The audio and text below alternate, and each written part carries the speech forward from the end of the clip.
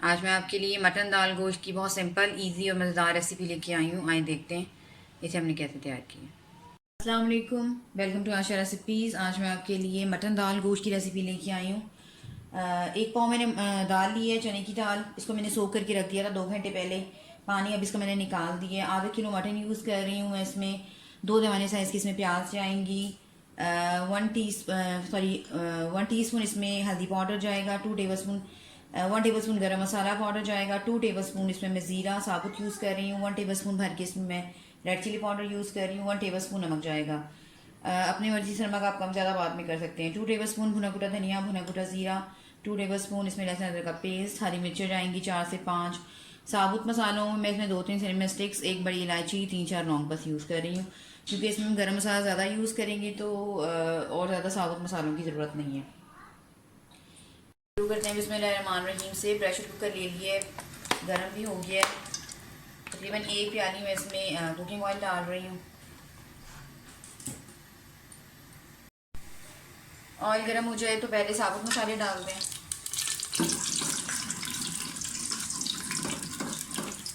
पहले मैं प्याज नहीं डालूंगी, पहले मैं गोश्त डालूंगी।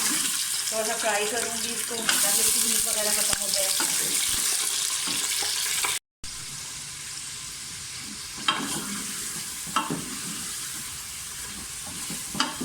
गोश्त की अच्छी तरह से भुनाई कर लें।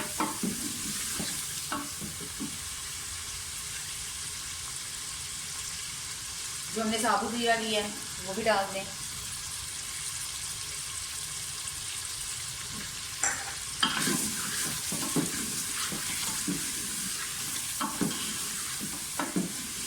इस तरह से ये होता है कि जो गोश्त की स्मेल वगैरह होती है वो बिल्कुल निकल जाती है और बहुत मज़े का टेस्ट आता है।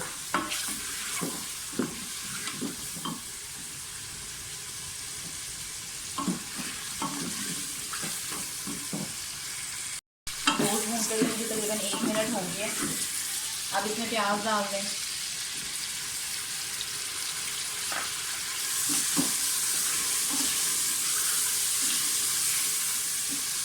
प्याज को बहुत अच्छी तरह से भूनें कि प्याज का कलर जो है वो चेंज हो जाए। गोश्त ने पानी भी छोड़ना शुरू कर दिया, लेकिन अगर हम इस तरह से फ्राई करेंगे तो खुश्क हो जाएगा सारा पानी और कीक वगैरह की सारी जो गोश्त में से है ख़त्म हो जाएगी।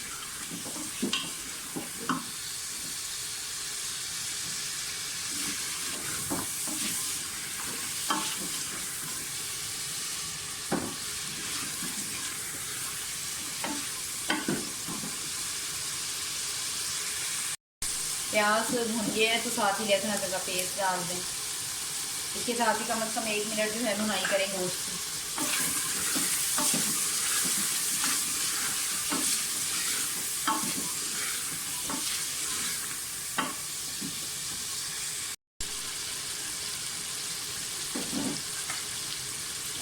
हल्दी डाल दें।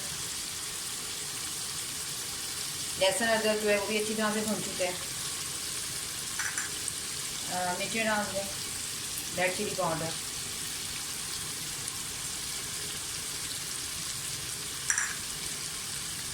और भुना भुना धनिया, भुना भुना ज़ीरा, और हाफ गरम मसाला मैं अभी यूज़ करूँगी, हाफ मैं बाद में डालूँगी।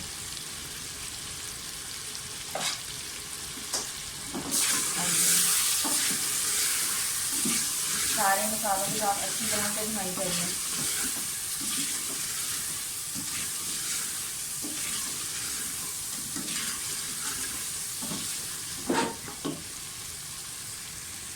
प्रेशर कुकर में बहुत जल्दी गल जाता है, इसलिए मैं एक मतलब अलग से गोश्त को नहीं गलाऊंगी और अलग से दाल को नहीं करूँगी।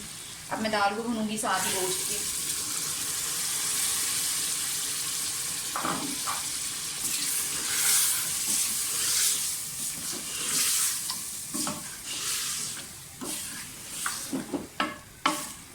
एक मिनट इसको भी भूनें और साथ ही ये 1 पाव दाल है और ½ किलो गोश्त है, तो तकरीबन ½ किलो में इसमें पानी डालूंगी।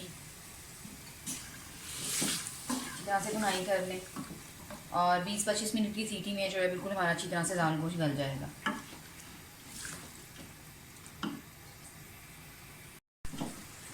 दाल मैंने अच्छी तरह से 1 मिनट के लिए भून ली है गोश्त वगैरह के साथ। अब इसमें पानी डाल दें। और प्रेशर कुकर की जो लिड है वो बंद कर दें। इतना पानी बहुत है, इसके अंदर ही हमारा जो है गोश्त भी गल जाएगा और दाल भी गल जाएगी। इसको बंद कर दें। जैसे ही ये 20-25 मिनट गुजरते हैं मैं आपको दिखाती हूँ। तकरीबन 20 मिनट के बाद प्रेशर खोला है तो इस शक्ल में गोश्त है और दाल है। मैं इसे दूसरे बर्तन में चेंज करके फिर आपको दिखाती हूँ। एक खुले मुँह का मैंने बर्तन ले लिए, दाल और गोश्त उसमें चेंज कर दें।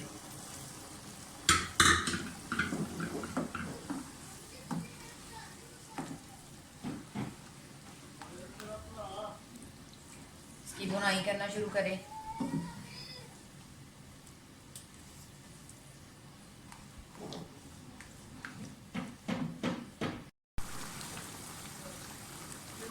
आप चाहें तो हलीम की तरह इसको बहुत ज़्यादा मैश भी कर सकते हैं, लेकिन ये थोड़ी सी साबुत और थोड़ी सी मैश होनी चाहिए, जो हम दाल गोश्त बनाते हैं स्पेशली।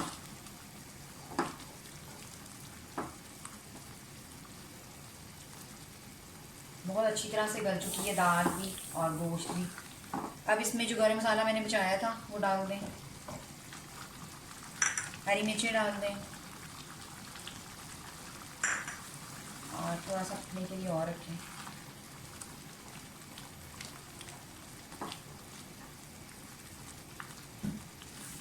इसको मैं बिल्कुल ड्राई करके उसके बाद जितना हमने पानी रखना होगा यानी जितनी सी ग्रेवी रखनी होगी फिर उसके हिसाब से रखेंगे।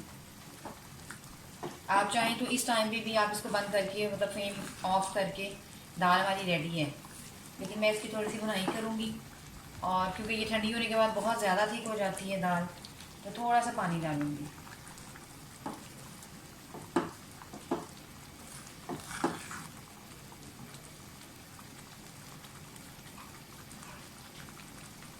बहुत मज़े की हमारा दाल गोश्त तैयार हुआ है।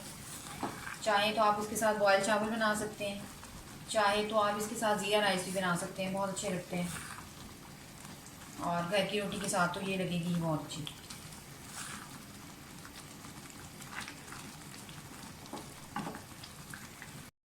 दाल में इस तरह से बबल्स आना शुरू हो जाए तो समझ लें कि बिल्कुल रेडी हो गई है, लेकिन अब ये ठंडी होगी तो बहुत ज़्यादा ठीक हो जाएगी। मैं तकरीबन आधा गिलास पानी इसमें डाल रही हूँ और फिर इसको 5 मिनट के लिए मैं दोबारा से दम पे रखूँगी और दाल जो होगी हमारी फिर रेडी हो जाएगी।